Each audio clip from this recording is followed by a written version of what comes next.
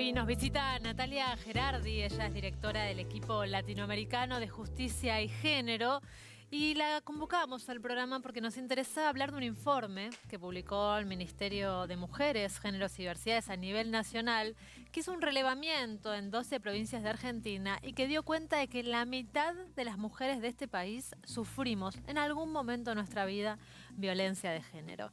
Así que Natalia, gracias, muy amable por venir a conversar con nosotros. Un gusto. ¿Les sorprendió a ustedes que tienen un gran trabajo en torno al tema, el resultado de esta encuesta? No, no sorprendió porque es consistente con un relevamiento que se había hecho antes en la ciudad de Buenos Aires, que hicimos por primera vez en el 2015, antes del Ni Una Menos, sí, y que la ciudad volvió a hacer en el 2018. Y son relevamientos con una metodología comparable con la que se usa en otros países de la región. Pero Argentina no había hecho nunca a nivel nacional una encuesta de este tiempo, de modo que es muy bienvenido contar con estos datos que nos iluminan acerca de las complejidades y las formas diversas que asume la violencia. Pero lamentablemente el dato nos sorprende. Claro, es un dato esperable, lamentablemente esperable. Yo estaba revisando el informe en el día de ayer y veía que los peores números de violencia se dan en el norte de nuestro país. Y me parecía muy llamativo que justo también esta semana fue noticia que Tucumán, por fin, adhirió a la Ley de Educación Sexual Integral, ¿no? Una ley del 2006, pero que recién ahora Tucumán como provincia está adhiriendo para implementarla en su territorio. No me parece casualidad esto, entonces. No, para nada. La educación sexual integral es como la estrategia más extendida y más útil para trabajar en la prevención. Una vez que ya suceden los hechos de violencia, lo que tenés que trabajar es en la forma de mitigar los daños, de avanzar en la protección y eventualmente la sanción, pero sobre todo la protección de la persona agredida, ¿no? De la víctima, y la reparación de los daños que haya sufrido. Claro. Pero lo central, lo clave, lo indispensable para la política pública es trabajar en la prevención. ¿Y cómo se previene? Educando para la igualdad desde la primera infancia, y eso es la educación sexual integral. En el extremo opuesto tenemos los femicidios, ¿no? Los femicidios son la muerte violenta de mujeres por razones de género y, digamos, no curiosamente, es en esas mismas provincias del norte donde están las peores tasas de femicidio de Argentina. Ahora, vos hablas de dos caminos, ¿no? Dos acciones paralelas e igual de importantes. Total. La asistencia a la víctima para evitar llegar a un caso extremo, pero también la prevención. ¿Qué se hace y qué falta hacer en cada uno de esos dos caminos? Muchísimo, se hace mucho y falta hacer mucho más también. Claro. Creo que es bueno reconocer que se ha avanzado y que Argentina ha avanzado en los últimos, no sé, 5, 6, 7 años de manera creciente y sostenida, ¿no? ¿Por qué se ha avanzado? Bueno, primero porque hay mayor visibilidad del problema, porque es un tema que se ha empezado a percibir como de dimensión social y cultural importante, y porque se ha identificado claramente las políticas públicas y las instituciones que son responsables de generar políticas de prevención, de atención, de contención, de acompañamiento y de sanción, ¿no? Y de reparación de las víctimas. Claro. En eso hemos avanzado. Ahora, también los números de los femicidios nos muestran que salvo por el último año, no han bajado significativamente en los últimos años con todo lo que se ha crecido en respuestas estatales. Por eso hace falta más prevención, más abordaje, más acompañamiento, etcétera. La encuesta que publicó el Ministerio de Mujeres ahora lo que nos permite es tener una línea de base. Ahora sabemos cuál es la dimensión del problema en Argentina y a partir de esa dimensión, de esa línea de base, podremos analizar en el futuro, bueno, qué efecto tiene y qué impacto tienen, positivos o no, las políticas que se implementen. ¿Qué falla? Diría que todavía, si vemos en la encuesta, hay muchas mujeres que no saben dónde recurrir, que las que saben no confían en las instituciones, que no encuentran respuesta, recurren más a redes de contacto que son importantes, pero mucho menos a instituciones, y eso es porque las instituciones no logran todavía dar una respuesta eficaz y en un tiempo útil para muchas mujeres. Bueno, los números de femicidios hablan solos, ¿no? La cantidad de mujeres que muerden con el botón de pánico en la mano, que habían ido al Estado, que habían pedido asistencia, que habían conseguido una orden de restricción, un botón de auxilio, pero sin embargo eso no alcanzó para protegerlas. No, totalmente. Los números de femicidio muestran que 1/3 de ellas había hecho denuncias en la justicia previamente y hasta por ahí tenían órdenes de protección. Claro. Ahora, La prevención tiene que venir mucho, mucho antes. En la Ciudad de Buenos Aires hicimos un estudio que muestra cuánto más racional es invertir en la prevención, en el acompañamiento temprano, el acompañamiento psicológico, jurídico, psicosocial de una mujer en los primeros momentos, frente a las primeras manifestaciones de la violencia. Entonces, es más barato, digamos, el mejor argumento es que es una responsabilidad del Estado. Sí. Pero aún en el argumento económico es más racional la inversión en prevención, en acompañamiento frente a las primeras manifestaciones de violencia que tratar de resolver o acordar y acompañar, reparar cuando la violencia es más extrema. Lo difícil de esa prevención es que el machismo y la violencia de género cala muy hondo en la sociedad, en varones, pero también en mujeres. Yo veía los datos de este relevamiento del Ministerio que daba cuenta de que son las mujeres jóvenes las que más recurren a pedir auxilio, tanto al Estado como a redes de contención. Pero eso también nos habla entonces que hay mujeres, seguramente más grandes, que naturalizan esa violencia, que no solo no creen que nadie las pueda ayudar, sino que lo consideran, bueno, parte de la vida, parte del amor, parte de las relaciones en pareja, ni siquiera piden auxilio. Sí, pero también creen que, bueno, ya está, ya está, ¿qué voy a hacer? ¿A dónde voy a ir? ¿Cómo me voy a mantener? ¿Cómo voy a sostener mi vida?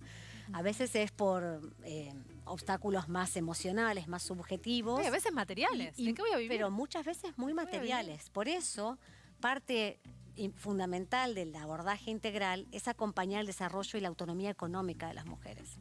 Sin autonomía económica tenemos menos chances de construir relaciones igualitarias. Claro. Las mujeres en situación de trabajo informal o desocupadas tienen mayor incidencia de violencia que las mujeres que tienen ingresos propios. No es directa la relación, no quiere decir que mujeres... No, pero te para de otra manera de cara al otro y también ante una situación de violencia tenés más facilidad de huir. Eventualmente tenés más posibilidades. Digamos, la barrera material no es una barrera más para resolver. Mientras que, bueno, por supuesto, y lamentablemente los datos lo muestran, hay mujeres en situación económica muy, muy holgada, que sin embargo también han sido víctimas de femicidio. Por eso, la relación no es lineal, pero por lo menos cuando tenés autonomía económica hay un obstáculo menos que tenés que abordar. Por eso, la autonomía en todas sus dimensiones, ¿no? La posibilidad de contar con tus propios recursos, de tener tu propia palabra, de contar con tus propios espacios, de tener libertad sobre tu cuerpo, sobre tus decisiones reproductivas, con políticas de cuidado que te permitan eventualmente, si querés, si elegís la maternidad, contar con espacios de acompañamiento y apoyo para el cuidado de tus niños y niñas y que entonces puedas seguir desarrollándote en el mundo laboral. Bueno, todo eso hace a la protección integral. Y en eso se está trabajando, pero por supuesto hay como muchas deficiencias todavía. Vos nombrabas a las maternidades, ¿no? Los hijos, las hijas. ¿Cómo se complejiza un cuadro de violencia cuando hay descendencia? En muchos sentidos se complejiza. O sea, la gran mayoría de las situaciones de violencia que se relevaron en la encuesta se da en privado, en la intimidad del hogar y sin personas que sean testigos de esas violencias. Pero cuando hay niños y niñas en el hogar, en la mitad de los casos ellos están presentes. Entonces hay dos cosas ahí para tener en cuenta. Por un lado, la violencia que implica para la propia infancia ver esas situaciones, aunque la violencia no esté directa y físicamente dirigido a los niños y las niñas, por supuesto que ser parte y estar... ven a su papá a pegarle a su mamá. Eso es una situación de violencia a la que están exponiendo a las infancias. Pero además de eso, frente a la situación, digamos, a familias con hijos e hijas en común, y bueno, la separación trae otro problema, que es la crianza compartida o no, pero la corresponsabilidad en la crianza de esos niños y niñas. Es un vínculo que probablemente haya que conservar para toda la vida. Entonces, la forma en que eso lo hacen, cómo la justicia interviene, cómo se puede proteger a la mujer y a los niños de hombres violentos. De repente hay que proteger a ambos, niños, niñas y a las mujeres de ese varón violento, pero tiene que contribuir a la manutención a través del pago de alimentos, que es un tema enorme y de gran dificultad por la reticencia de pagar, por las dificultades de acceso a la justicia, pero también por el sistema del mercado de empleo que tiene a mucha gente en la informalidad y hace que sea no imposible, pero más difícil accionar judicialmente. Digo, complejiza, pero tampoco lo hace imposible. Son todas barreras que tenemos que ir sorteando. Sí, pero que es bueno no abrumarse, ¿no? hay maneras, hay espacios de contención públicos, comunitarios, sociales, familiares, y todo se hace más llevadero cuando nos damos cuenta que no es una situación personal, no es individual, no es con vos, no sos vos, no hay nada que hayas hecho, Claro. es un problema social Es más sistémico. complejo.